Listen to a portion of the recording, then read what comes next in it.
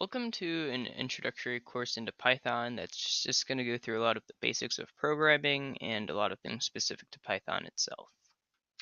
So first of all, why should you learn Python over other programming languages? Well, Python is very quickly becoming one of the most popular languages, if not the single most popular programming languages in the entire world. So in 2012, you can see that it was very low in overall popularity based off the percent of questions that people were asking each month. But over the past 6 years, it's risen to the top. And that's actually rather interesting because around 1998, 1999, a lot of people thought that Python was somewhat of a dead language. No one was really using it, and people didn't think it was getting anywhere. But now that it's being used a lot for data science and machine learning, as well as basically anything else that you want it to be used for, Python is becoming a lot more popular once again, and people are starting to use it a lot, even more so than even JavaScript and Java in some cases. And perhaps one of the biggest reasons for that is that it's rather easy to learn, but it can get as complicated as you want it to. So you can have it sort of grow with you as you're learning to program, and that's sort of why a lot of people have been choosing to learn Python. It's also, Python's rather easy to read compared to other programming languages.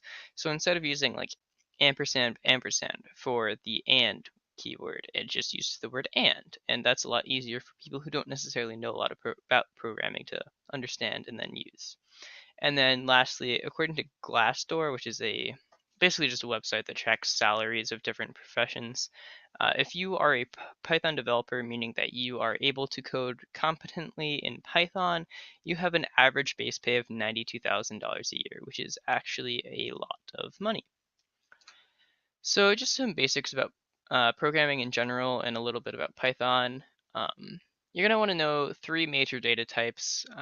In terms of Python, you have strings, integers, and floating point numbers. Strings are text-based things.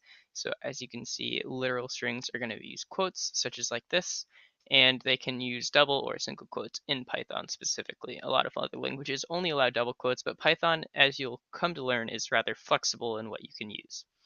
Another thing for data types is integers. Integers are exactly what you think they are. They're whole numbers or zero and positive, negative. They're basically integers in math. And floating point numbers sound really complicated, but basically that just means they have a decimal point. So that's like 3.2, 2.2, 3.4. Those are floating point numbers. And then printing. So in programming, you can print things to a terminal, meaning that it's basically just going to display something. So it could be text or, well, for the most part, it's going to be text actually, but yeah, you're just going to be printing something to the terminal. And in Python, the way you do that is you do print, open parentheses, whatever output you want, and then close parentheses. And we'll show an example of that later on. So you might be thinking, how do I get Python in my computer? Do I just type it into a Word doc? No.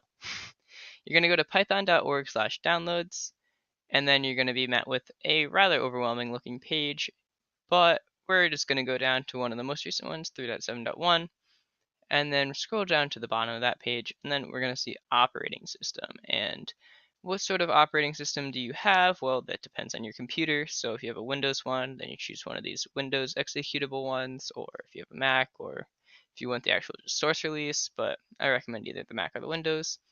And that's basically just going to allow you to download Python, or at least idle. So what idle is, if we type in Python, once you download it, I already have it downloaded, you're going to see this pop up. So idle stands for Integrated Development Environment, and this one is specific to Python. And as you can see, we downloaded 3.7.11. And what you can do here is you can execute some commands. So as we were talking about before, printing things. So let's print a string, and as we know, strings are text-based ones. So this is a text-based data type.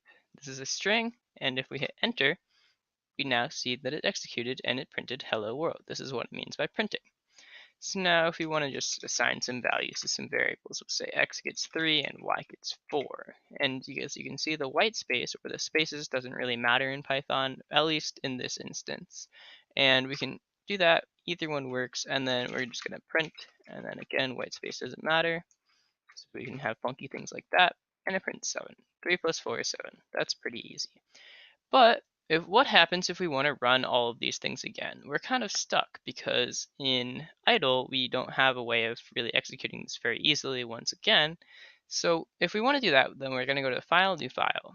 And what this is going to create is a .py file. And in this module, what we can do is we can type in certain commands. So print hello world. This is exactly what we already did, except the thing is with this is if we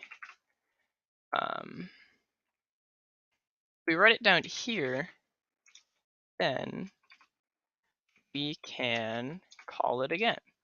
So let's see what that looks like. So let's just do some random things like this, and then print x plus y. And again, as you can see, I'm trying to give different examples of why white space, so it doesn't matter. And then this is just what we're going to want to do. So now we're going to try to run this module, and it's going to tell us, no, you need to save it first. So what we're going to do is we're going to save it, go to desktop, and then we're going to call it hello world, because why not? That's what it does, right? So we save it, and now we have a .py file. And as we can see over here, it executed. So 7 plus 5 is 12, and hello world. That makes a whole lot of sense because that's how math works. And now, as we were saying before, we can run this again, and that's really what we're looking to do. So this means that we can run it as many times as we want, and that file is stored over here in hello world. This is what we just saved to our desktop. And now you might be thinking, oh, if I want to get that back, then all I have to do is click on this. Well, that doesn't work very well. This is trying to execute the .py file, and that doesn't work very well for Python. So what we're going to do is we're going to get back into idle. I recommend pinning it to the taskbar like I have here. And sorry, it keeps going on my second screen. If we now go to File, Open, we can go to Desktop, Hello World, Open, and then if I bring it over for my second screen, we now have Hello World. And that's basically it for the first lesson. That's how you're going to get back into it. That's how you're going to print stuff to the terminal, and that's how you're going to open modules. So hopefully this will help you get set up and start learning how to code in Python. Once more, you're just going to want to go here and choose whatever one goes with your operating system, download it, it just runs through the steps for you, and then you're going to open idle, and that's where you can start playing around. Have fun.